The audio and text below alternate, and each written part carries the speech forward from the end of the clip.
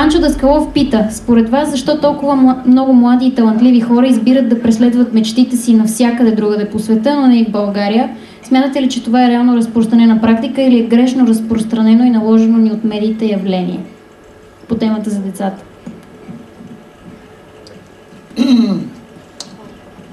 Аз по принцип съм на принципа да не говоря за политика в по-широки аудитории от... особено в ПМ. Значи на мен...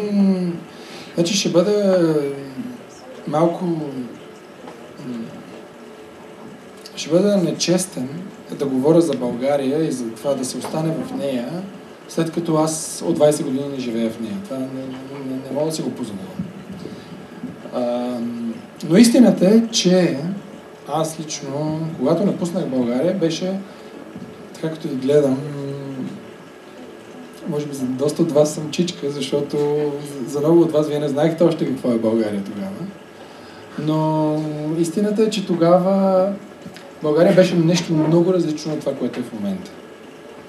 Днес тя няма нещо, което го имаше тогава и има нещо, което тогава го нямаше. Тогава България нямаше възможностите, това е със сигурност. Но имаше хората, които можеха, ако ги имаше възможности, да я изядат със все парцалите и целия свят с нея също. Днес България има повече възможности, отколкото всеки може да си представи. Гарантирам ви го и мога да ви кажа на всеки. Когато попитам всеки ти, какво искаш да правиш, той ми каже това, а как искаш другите хора да ги афектираш? Ще му кажа, в България мога да направиш това, което не мога да направиш никъде другаде. В България днес има много повече възможности. Това може да е клише, може да ви се струва странно. Живял съм на най-прекрасните места на планетата. Пътувал съм на най-прекрасните места на планетата. Ти затова ли се върна в България? В смисъл някакъв опортунизъм ли е това? Или? Комбинация от всичко, няма да казвам. Ако кажа беше само патриотизъм, ще бъде най-голямата лъжа на света. Ако кажа беше само защото тук е по-евтино да правим това, което правим, пак ще е голяма лъжа. Не, има и по-евтини места. Ако кажа тук е защото тук са ми корените и така нататък, комбинация от всичко, обаче истината е, че тук в момента има една група от възможности, които за хора, които така като гледам са тук, нали, тук възможностите при всички положения са абсолютно на масата, ама абсолютно. За всички. Даже за тия, които не дигнаха ръка, когато попитахме кой е лидер. Аз искам да се върна преди поредното прекъсване на камбанката. От Деви спомена думата късмет и аз искам да те питам за това. Защото аз много често си мисля за късмета и това му е ролята в нещата, които ни се случват. И преди няколко години ми случиха някакви много яки неща. Обаче аз бачках по 14 часа на ден. Непрекъснато. И бях на един обяд с един ментор и той ми каза, виж какво, много се радвам, че така си се развълнува и се случват много добре нещата. Обаче да знаеш, че само 20% от каквото ти правиш и другото е късмет. Или ще се случи, или в смисъл късмет. И аз си казах, то е краси и въобще не ги разбира неща, смисъл, това е пълна глупост. И след това, сега, 7 години по-късно, мога да кажа за ръка на сърцето, че е точно така. 20 на 80. 20 на 80? Да. Ти какво мислиш по това? Ами... Сега. Това е 30 на 70. Сега. Аз малко го гледам въпроса по по-друг начин. Горе-долу, ако не се лъжа, защото един път четох, защото ми беше много интересно, каква е вероятността човек да се появи на планетата? И е имал някакви изчисления от някакви scientists. Смятали са нещо. Както и да е. И всъщност probability-то, нали, един човек, нали, случайността един човек да бъде на тази планета е 1 към 400 трилиона.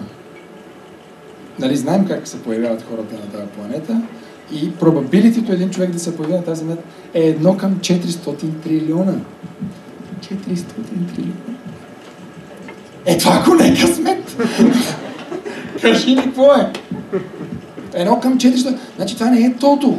Значи тотото ти всеки ден си милионер към перето да е 1 към 400 трилиона. Така че оттам нататъка ние сме всички такива късметлии, че сме тук. Такива късметлии, че можем да искаме, че може да правим. Такива сме късметлии, че даже ни интересува това, за което говорим в момента. Че какво е късмет? То в смисъл, то всичко е късмет. Нищо не е, в смисъл не знам. Добре. Аз имам един много банален въпрос към тебе. Не, без такива. Без банални ви. Добре, ще го направя не банален. Не, айде, попитай. Добре, защото сме момче и момиче, в смисъл, такава ни е динамика, той е свързан с gender differences. При лидерите жени много често се проявява един феномен, който си е част от играта, в който жените винаги се чувстват, че не са на място и нямат... винаги някой може повече от тях. И винаги някой някакси ще ги експозне в някаква ситуация. Ще не са достатъчно добри за това място, на което са. И съвет към тях обикновено от някакви специалисти е fake it till you make it, right? So, grow some balls. Но се чудех, мъжете имат ли това съмнение в себе си, че не са на място? Ако си в смисъл, приеме, че си повярвал, че ти знаеш, че правиш това, което трябва. Имаш ли някога някакво съмнение? Че сега първо, ти ме питаш за лидерите жени, защото аз не знам, че не съм лидер жена. За лидерите жени. Добре. Не питам за лидерите жени, питам те за лидерите мъже, питам те дали при мъжете има съмнение. Има съмнение, да. Защото при жените със сигурност има, не да ти давам някакво сега оръжие в ръцете следващия път. Да се държиш гадно с някоя жена. Просто казвам.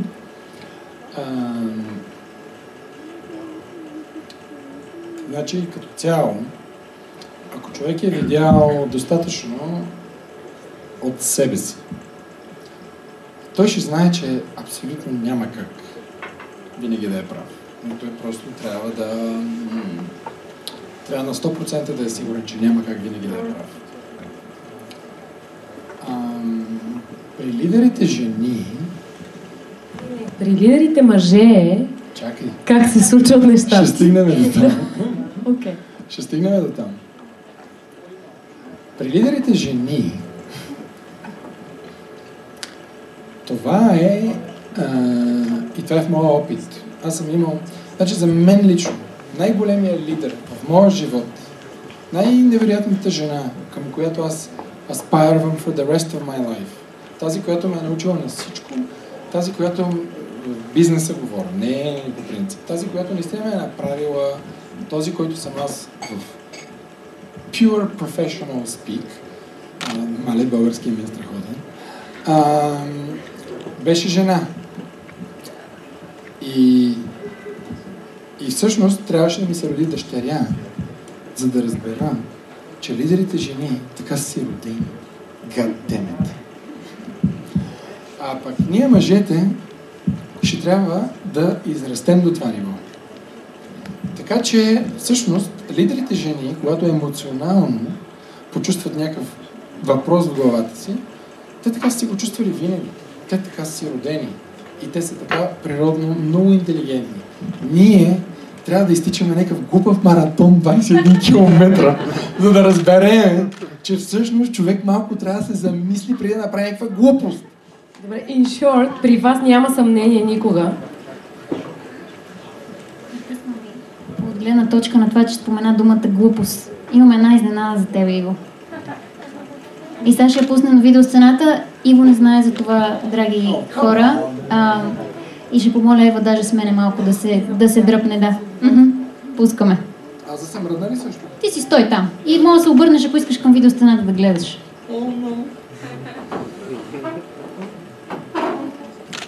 Привет! Изненадахте, нали? Тук съм тази вечер, за да ти отправя едно виртуално предизвикателство в синхрон с темата, която дискутирате. Всички взимаме много тежки решения в ежедневието си, не винаги, разбира се, най-правилните, и много често трябва да се изправиме бързо на крака и да продължим в синхрон и баланс с следващите си стъпки.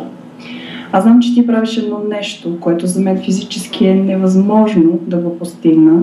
Вярвам, за голяма част от аудиторията тази вечер също. Затова искам да те предизвикам да станеш и да направиш баланс на тази йога топка прав, така както ти го можеш. Давай го действай.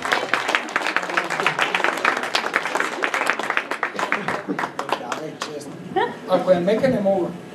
Има помпа. Имаме помпа. Да помпайте я малко. Каква е тази глупост? Тук някой ще се... Ма ще се пребия съм тук пред хората. Не съм... Да. Добре, откъде дойде тази идея? Странно. By the way, ако успея, don't try this at home.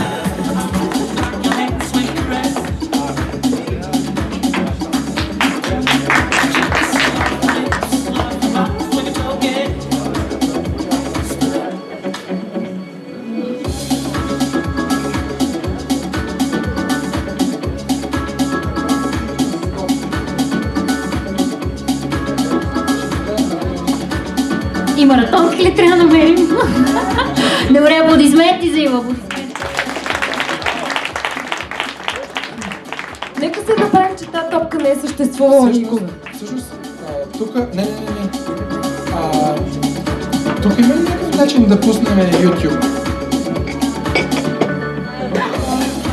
Да, всъщност, тази цялата идея, защото аз в джима един път се качих на тази топка и почнах да клякам.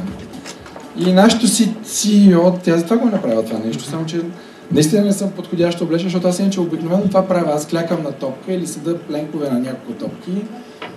Правя ги тия неща, наистина. Клякам горе-долу по 12 минути.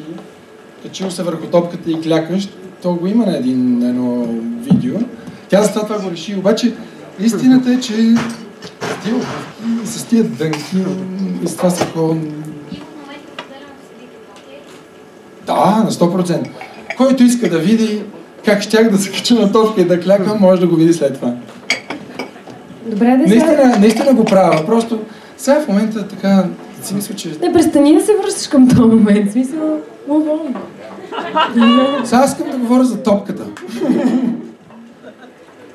Споделихме го видеото. We know you can do it. Верно ли го направи? Ужас. Искам да се върна към моят въпрос, защото ми е важно. Какво правиш, като си изгубиш мотивацията, което със сигурност се е случвало? Значи,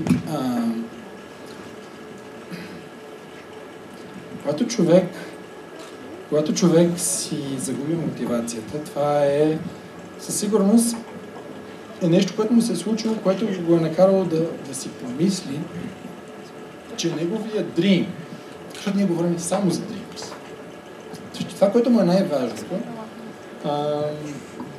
е възможно да не се случи. Когато направих Сергия при Бая Иво, ако никой не си беше купил нищо, щях си загубя мотивацията да правя Сергия.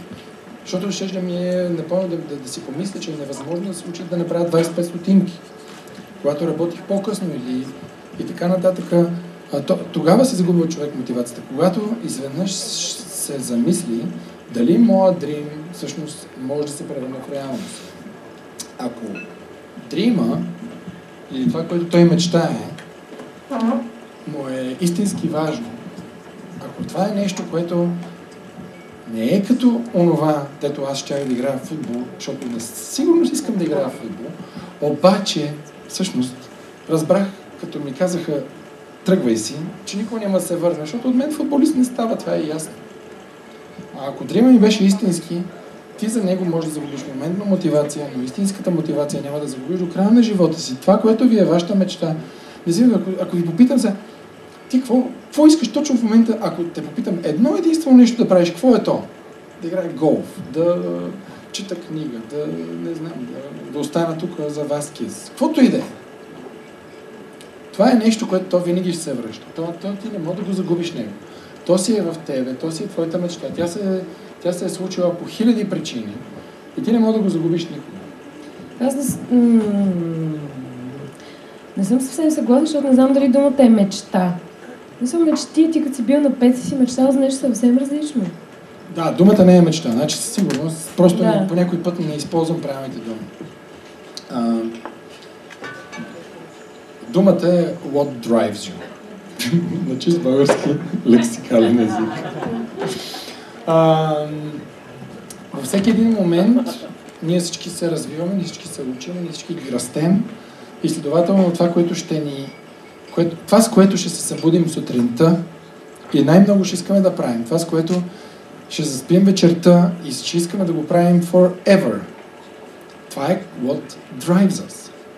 И аз, когато говоря с хора в компанията, това е моят въпрос, ти като влезеш в методи, какво си супер усмихнат, че ще правиш днес? И много внимай да не ми кажеш нищо. Това е на майтап. Но всъщност ти не можеш да го загубиш това. Това няма загуба това нещо. Което тебе те драйва във всеки един момент. Разбира се, че ще се сменя и разбира се, че ще гролва и разбира се, че винаги ще се промени. Защото иначе всички искаме да пиеме кола for the rest of our lives. В кафето написка. Но то никога няма... То ще се гролва, но ти не можеш да загубиш мотивация от това, което ти е в момента. Михайло е тук, предполагам, че приключваме, въпреки че Иво по принцип може да продължи още доста време. Аз съм готова, ако кажеш. We can do it. Little talk and we're done. А какво стана? Нали щяхме да имаме почивка и после още около 3 часа ще ток. Нещо и да си разбрал формата. Добре. Аз искам само да... Може ли само да завърша с 3 думи? Ти имаш възможност за финални думи. Предлагам ти през това време да дадем възможност на някой, който ти ще избереш да дойде при нас и след това ще имаш възможност да закриеш. Така, ако искаш, разкажи малко за книгата, която препоръчваш, но преди това изтегли името, за да има човека възможност да дойде. Това са имената, които всеки от вас попълни на влизане.